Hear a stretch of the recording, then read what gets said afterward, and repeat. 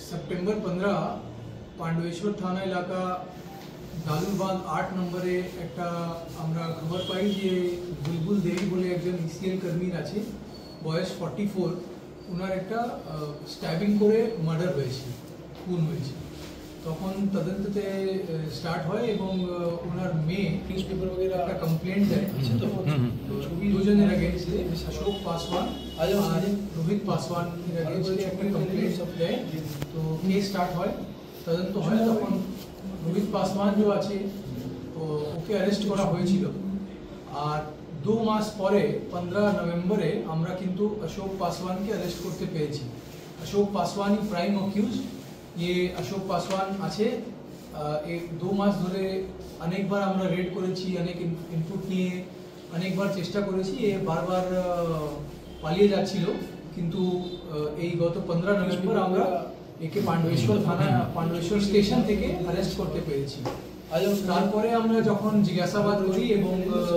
crime scene reconstruction করি তখন আমরা রিকভারি করি একটা ব্লাড স্টেন নাইফ এবং যেটা দিয়ে মানে অফেন্স মার্ডার ওয়েপন যেটা বলে ওটা আমরা পাই এবং ভিকটিমের মোবাইল ফোন এ নিয়ে গেছিল তো ভিকটিমের মোবাইল ফোন এর কাছ থেকে আমরা রিকভারি করতে পারি এবং ওখান থেকে এর একটা রুমাল পাই যে বাড়ি থেকে যে বাড়িতে মার্ডার হয়েছিল ওই বাড়িতেই একটা রুমাল আর এই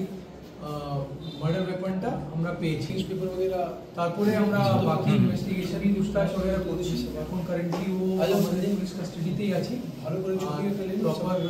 ভিডিওগ্রাফিতে আমরা ক্রাইম সিন রিকনস্ট্রাকশন করেছি এটা আমরা জানতে পেরেছি যে অলরেডি একটা মার্ডার কেসে